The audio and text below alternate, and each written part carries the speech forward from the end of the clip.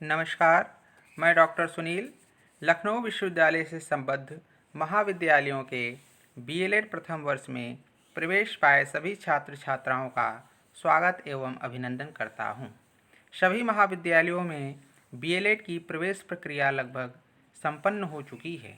इस कोरोना के समय में सभी पाठ्यक्रमों की पढ़ाई ऑनलाइन हो रही है, इसलिए मैं आज इस वीडियो के माध्यम से बीएलएड प्रथम वर्ष 2020-21 के ओरिएंटेशन प्रोग्राम के द्वारा आप सभी विद्यार्थियों को इस पूरे सत्र में होने वाली गतिविधियों से अवगत कराऊंगा।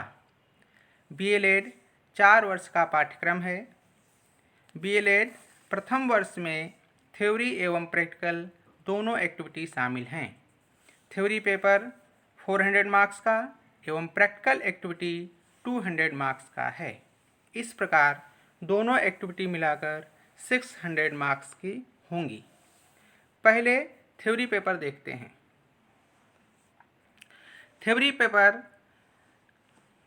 देखिए 400 मार्क्स का है और इसमें पहला पेपर होगा बेसिक कॉन्सेप्ट्स ऑफ एजुकेशन। दूसरा paper education in contemporary India and third paper है लैंग्वेज एंड सोशल साइंस। इसमें सिर्फ लैंग्वेज सोशल लिखा हुआ है, जब हम आगे पेपर में देखेंगे तो उसमें पूरा लिखा होगा language and social science. Fourth paper है मैथमेटिक्स एंड नेचुरल साइंस, ये भी इसमें इनकम्प्लीट लिखा हुआ है। अब आप इसमें देखिए कि प्रत्येक पेपर के आगे इंटरनल एंड एक्सटर्नल दिया हुआ है और इंटरनल में 20 मार्क्स और एक्सटर्नल में 80 मार्क्स दिया गया है। इंटरनल 20 मार्क्स का है जिसमें 3 एक्टिविटी शामिल होंगी और वो 3 activity classroom performance, writing assignment and presentation और तीसरा होगा activity mid term test. Classroom performance 5 marks का होगा plus writing assignment presentation 5 marks का होगा plus mid term test 10 marks का होगा। इस तरीके से टोटल 20 मार्क्स का हो जाता है। ये चारों पेपरों में इसी तरीके से होगा। 80 मार्क्स का एक्सटर्नल है। इसमें आपको यूनिवर्सिटी द्वारा निर्धारित समय में आपको एग्ज़ाम देना होगा और ये एनुअल एग्ज़ाम सिस्टम होगा। इसमें आपको 8 शॉर्ट क्वेश्चन हल करने होंगे और 4 लॉन्ग क्वेश्चन हल करने होंगे। ये जब हम पेपर डिस्कस करेंगे तो उसमें बताएंगे कि किस तरीके से लॉन्ग क्वेश्चन और शॉर्ट क्वेश्चन यूनिट वाइज या कंपलसरी पेपर के रूप में होंगे। तो इस तरीके से आप देख रहे हैं कि थ्योरी पेपर प्रत्येक पेपर 100 मार्क्स का है और 100 मार्क्स में 20 मार्क्स इंटरनल और 80 मार्क्स एक्सटर्नल का होता है। अब हम देखते हैं practical activity. Practical activity 200 marks का है और इसमें 4 एक्टिविटी शामिल हैं। आप देखिए इसमें पहला है परफॉर्मिंग एंड पार्टिसिपेटरी वर्क और लास्ट में दिया हुआ है academic enrichment activities, story telling and children literature. ये इंटरनल एक्टिविटी है, यानी कि इसमें आपको जो भी आप काम करेंगे वो कॉलेज के द्वारा इसमें मार्क्स या विभाग द्वारा मार्क्स दिया जाएगा जिस तरीके का आप परफॉर्मेंस करेंगे। परफॉर्मिंग एंड पार्टिसिपेटरी वर्क में आपको नुक्कड़ नाटक, कविता, सामुदायिक कार्य, जागरूकता कार्यक्रम जैसे कार्यक्रम आपको करने होंगे। एकेडमिक इनरिचमेंट में आपको कहानी लिखना, कविता लिखना और उनको ठीक ढंग से सुनाना ये सीखना है और जिस तरीके से आप इसमें परफॉर्मेंस करेंगे इसमें आपको इंटरनल मार्क्स मिलेंगे। दूसरी एक्टिविटी है इसमें क्राफ्ट एंड फाइन आर्ट्स और ऑब्जर्विंग चिल्ड्रन। ये आप देखिए एक्सटर्नल एक्टिविटी है, यानी कि इसमें जो भी आप काम करेंगे इसमें बाहर से एग्जामिनर आएंगे और इसमें आपको मार्क्स दिया जाएगा। क्राफ्ट एंड फाइन आर्ट्स में आपको textiles, painting, clay art, wasted material से सामान बनाना और वो ऐसे सामान जिनका कोई एजुकेशनल इम्प्लीकेशन हो या शैक्षिक निहितार्थ हो या शिक्षा में उनका एजुकेशन में उसका कहीं ना कहीं आप किसी तरीके से प्रयोग कर रहे हो या कर सकते हैं। ऑब्जर्विंग चिल्ड्रन में आपको 5 विशिष्ट बालक देखने होंगे, पहचान करनी होगी और उन 5 बालकों को आपको 5 बालकों की एक केस स्टडी तैयार करनी होगी और उसकी एक रिपोर्ट तैयार करनी होगी। क्राफ्ट एंड फाइन आर्ट में आपको 5 आइटम बनाने होंगे। वो मिट्टी का हो सकता है, वो कपड़े का हो सकता है, वो आपके यहाँ किसी वेस्टेज मटेरियल का हो सकता है, वो ग्लास पेंटिंग हो सकती है। किसी तरीके इस सारी चीज़ों का मिला के आपको 5 कम से कम आपको आइटम बनाने होंगे और जिस पर कि एग्जामिनर आकर क्राफ्ट एंड फाइन आर्ट्स में और ऑब्जर्विंग चिल्ड्रन में दोनों में आपको 5 सेलेक्ट करना होगा। उसमें आपको 5 आइटम बनाने होंगे क्राफ्ट एंड फाइन आर्ट्स में, और ऑब्जर्विंग चिल्ड्रन में आपको 5 विशिष्ट बालक मतलब कि चाहे वो मंदबुद्धि बालक हो सकता है, चाहे वो पिछड़ा हुआ बालक हो सकता है, चाहे वो शिक्षा में पिछड़ा हुआ बालक हो सकता है, इस तरीके से हैंडीकैप बालक हो सकता है। इस तरीके से आपको 5 बच्चों को सेलेक्ट करना होगा, पहचान करनी होगी और उन 5 बच्चों को पहचान करने के बाद उनकी एक केस स्टडी करनी होगी और फिर उसके ऊपर आपको रिपोर्ट तैयार करना होगा। और ये देखिए सारे 50-50 मार्क्स के हैं, चाहे इंटरनल एक्टिविटी हो चाहे एक्सटर्नल एक्टिविटी हो, और ये टोटल आपका 200 मार्क्स का हो जाएगा। इसमें आप देखेंगे कि एक और एक्टिविटी शामिल है, ग्रेड एक्टिविटी। ग्रेड एक्टिविटी में आपको कम्युनिकेशन स्किल्स सिखाई जाएगी कि किस तरीके से आप बात करेंगे एक दूसरे से या आपकी बात करने के कौशल क्या होगा, और वो ग्रेड एक्टिविटी है। जिस तरीके का आपका परफॉर्मेंस होगा उसमें आपको ग्रेड दिया जाएगा ए से ई तक, और आपकी अगर अच्छी परफॉर्मेंस होगी तो वो ए से लेके बी सी तक ही मिलेगी, और आपका प्रयास भी यही रहना चाहिए कि आपको अच्छा ग्रेड मिले। अब बात करते हैं कि जो इसमें थ्योरी पेपर होगा उसमें पहला पेपर है बेसिक कॉन्सेप्ट्स ऑफ एजुकेशन। तो ये देखिए पेपर आपका 4 यूनिट में बांटा गया है, पहला unit, second unit, third unit and fourth unit. और प्रत्येक यूनिट में अभी जब हम बात कर रहे थे एक्सटर्नल आपका एग्ज़ाम होगा, तो एक्सटर्नल एग्ज़ाम इसी यूनिट के आधार पे आपको चारों यूनिट से 8 क्वेश्चन शॉर्ट्स पूछे जाएंगे जो कि कंपलसरी होंगे, आपको करने होंगे, और प्रत्येक यूनिट से 2 लॉन्ग क्वेश्चन पूछे जाएंगे जिसमें कि आपको एक क्वेश्चन करना होगा। तो अब हम लोग देखते हैं कि फर्स्ट यूनिट में क्या कंटेंट दिया गया है। फर्स्ट यूनिट में education, meaning, nature, scope, forms and components. Second है agencies of education, family, school, community, youth organisation, mass media, etc. Ancient education system, Vedic, Buddhist, Muslim education system in India. Next topic है modern education system, pre independence, British and post independence education system. अर्थात शिक्षा का अर्थ, प्रकृति, क्षेत्र, प्रकार एवं घटक, शिक्षा के अभिकरण, परिवार, विद्यालय, समुदाय, युवा संगठन, मीडिया आदि। और प्राचीन शिक्षा पद्धति में वैदिक एवं बौद्ध शिक्षा, और इसमें चूँकि एंशिएंट में ही दे रखा है, हालांकि मुस्लिम शिक्षा मध्यकालीन में आता है। आधुनिक में स्वतंत्रता के पहले और स्वतंत्रता के बाद शिक्षा पद्धति क्या थी वो हम लोग फर्स्ट यूनिट में पढ़ेंगे। सेकंड यूनिट है philosophy, meaning, concepts, nature, scope and its interrelationship with education. Next topic है educational contribution of Indian thinkers Tagore, Vivekananda, Gandhi and Gijubhai Badheka. Third topic है इसमें introduction of four philosophies, idealism, naturalism, realism and pragmatism.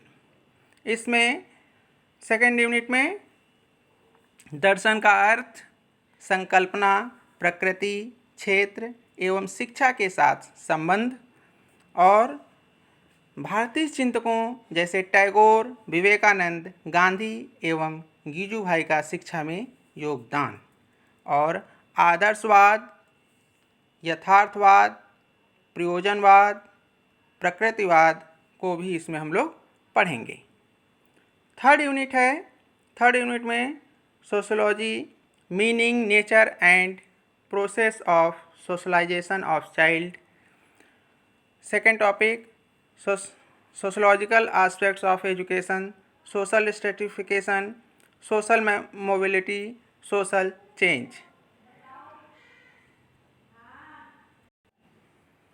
And third topic है इसमें culture and education, concepts, meaning, cultural heritage of India and unity in diversity. इसमें हम लोग पढ़ेंगे समाजशास्त्र का अर्थ, प्रकृति एवं बच्चे का सामाजिकरण प्रक्रिया, शिक्षा का सामाजिक पक्ष, सामाजिक स्थिरीकरण, सामाजिक गतिशीलता एवं सामाजिक परिवर्तन, संस्कृति एवं शिक्षा का अर्थ, संकल्पना, भारत की सांस्कृतिक विरासत एवं अनेकता में एकता। फोर्थ यूनिट में हम पढ़ेंगे contribution of India, preamble and its influence on education. Next है constitutional provision in education, article 15, 21A, 24, 39F, 45, 51A, ETC and RTE। इसमें हम पढ़ेंगे कि भारतीय संविधान की प्रस्तावना में एजुकेशन के लिए क्या, या भारतीय संविधान की प्रस्तावना और उसका शिक्षा पर प्रभाव। दूसरा है कि जो विभिन्न संविधान में आर्टिकल्स दिए गए हैं उसमें शिक्षा के दृष्टिकोण से क्या क्या बातें कही गई हैं, जैसे कि राइट टू एजुकेशन या फंडामेंटल राइट भी कहा गया है। फंडामेंटल 45 में भी 6 to 14 ईयर्स के बच्चों के लिए निःशुल्क, अनिवार्य निःशुल्क शिक्षा की बात कही गई है। तो इस तरीके से हम सारे आर्टिकल में देखेंगे कि शिक्षा के लिए कौन कौन सी बातें कही गई हैं। और RTE, राइट टू एजुकेशन 2009, इसमें हम लोग ये चीज़ें पढ़ेंगे। अब देखते हैं सेकंड पेपर का नाम है एजुकेशन इन कंटेम्प्रेरी इंडिया। ये भी पेपर 4 यूनिट में बांटा गया है। इसमें फर्स्ट यूनिट में है public commission report and policy documents regarding elementary education commission 1964-66 यानी कि Kothari commission, national policy on education 1968 and 1986। Second topic है idea of common school system, national system of education, language policies, learning without burden 1993, national curriculum framework 2005 and national knowledge commission 2005। इसकी अध्यक्षता सैम पित्रोदा ने की थी। Second unit schools in India, types and affiliation, KVS केंद्रीय विद्यालय Sangathan, NVS Navodaya Vidyalaya Sangathan, Sainik school, government school, private schools, international school. And role of key institution NCTE, national council of teacher education, NCERT, national council of educational research and training, NIOS, national institute of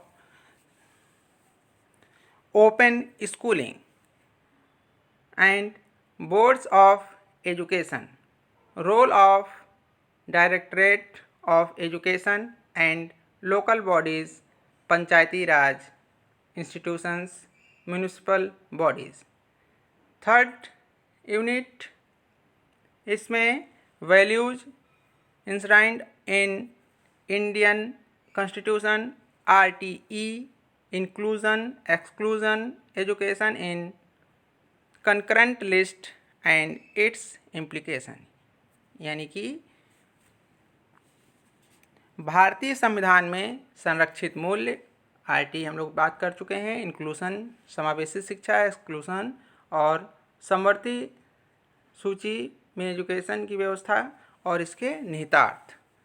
फिर है initiatives of government of India, SSA यानी कि सर्व शिक्षा अभियान, RMSA राष्ट्रीय माध्यमिक शिक्षा अभियान, educational provisions for minorities, SC ST and girls, यानी कि अनुसूचित जाति, अनुसूचित जनजाति, अल्पसंख्यक एवं महिलाओं के लिए शिक्षा का प्राविधान। फोर्थ यूनिट है poverty and inequality, unemployment, private and public sector, new economic policy. Next है main features of democratic system, central, state and local system of government. तो इस तरीके से हम देखते हैं कि सेकंड पेपर में 4 यूनिट और ये टॉपिक दिए हैं जो कि हम लोग साल भर इसकी पढ़ाई करेंगे।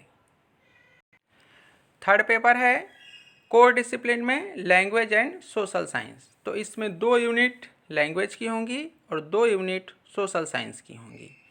First unit and second unit language के लिए हैं, third unit and fourth unit social science के लिए हैं। तो फर्स्ट यूनिट में इसमें दिया है meaning, nature, scope and importance of language. Second है aims and objectives of studing language. Third है development of language as a subject, यानी कि लैंग्वेज या भाषा का अर्थ, प्रकृति, क्षेत्र एवं महत्व, भाषा पढ़ाने के लिए उसके लिए कैसे लक्ष्य और उद्देश्य निर्धारित किए जाएंगे और भाषा का किस तरीके से एक विषय के रूप में विकास हुआ है। सेकेंड यूनिट में verbal and non verbal communication, defining features of human system of communication, the concept of universal grammar, basic concepts of phonology, syntax and romantics।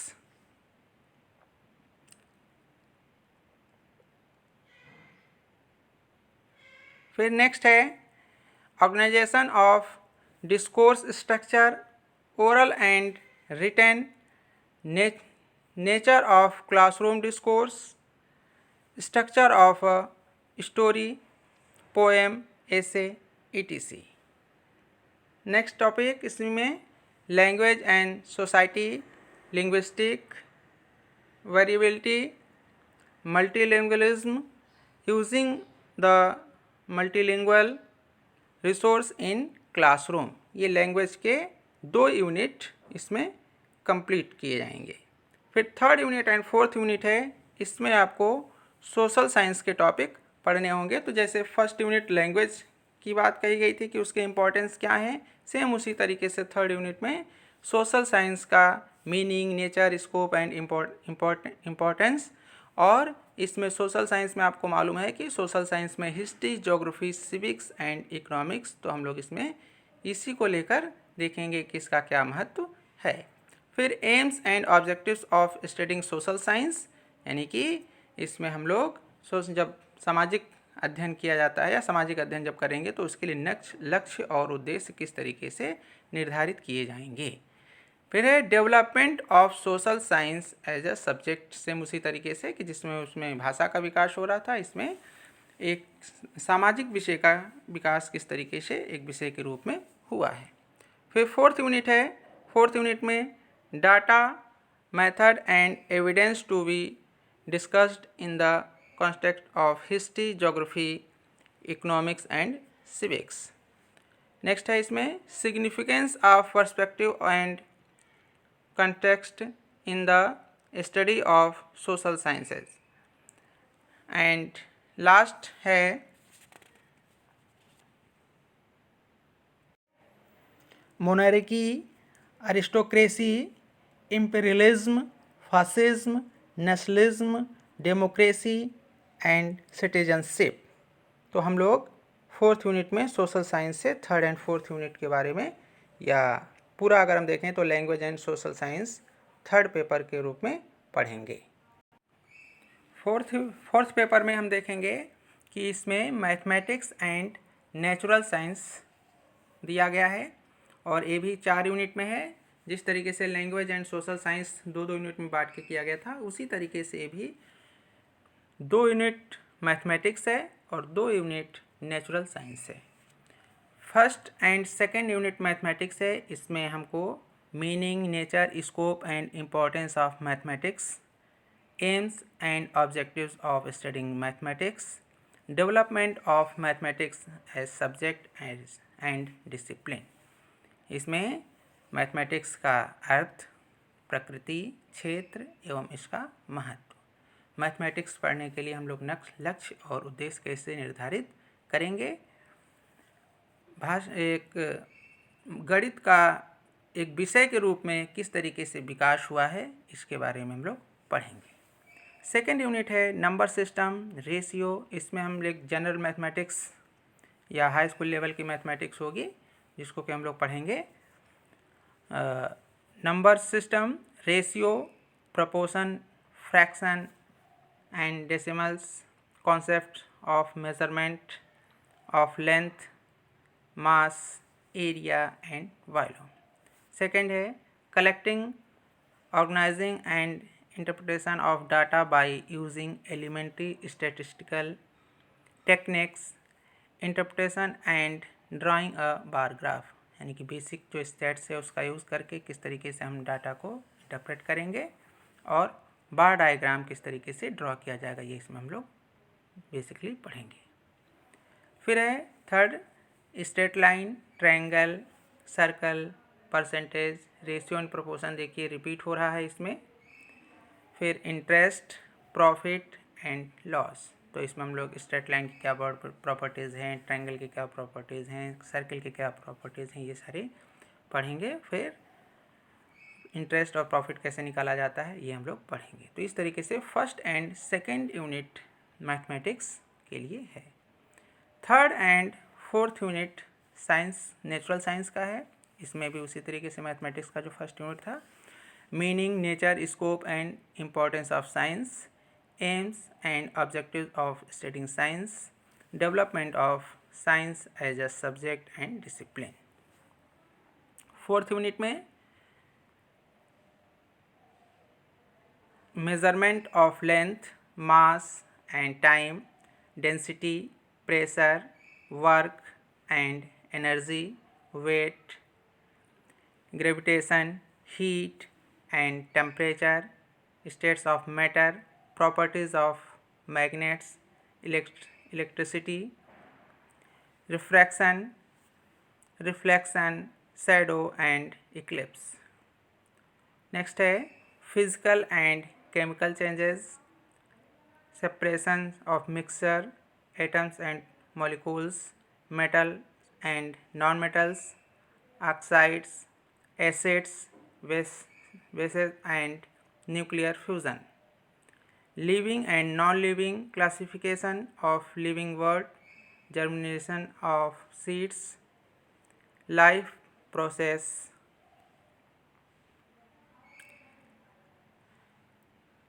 respiration, digestion, reproduction, photosynthesis, transportation, interdependence of plants and animals, biodiversity loss. तो इस तरीके से हम लोग first and 2nd unit में mathematics और 3rd and 4th unit में science पढ़ेंगे और ये हाई स्कूल लेवल की मैथमेटिक्स है। आप इसको पढ़ने के लिए आप अगर एनसीईआरटी की बुक देखें तो आपको लगभग इसमें जो कंटेंट दिया गया है मैथमेटिक्स से और साइंस से वो आपको आराम से मिल जाएगा। इस प्रकार आपका ये बीएलएड प्रथम वर्ष का पूरा पाठ्यक्रम है। मैं आशा करता हूँ कि आपको बीएलएड प्रथम वर्ष की सभी गतिविधियों के बारे में समझ में आ गया होगा और आपका साल अच्छे से बीएलएड की पढ़ाई करने में बीतेगा और मैं उम्मीद करता हूँ कि आप बीएलएड कंप्लीट करके एक आदर्श शिक्षक के रूप में प्रतिष्ठापित होंगे। धन्यवाद।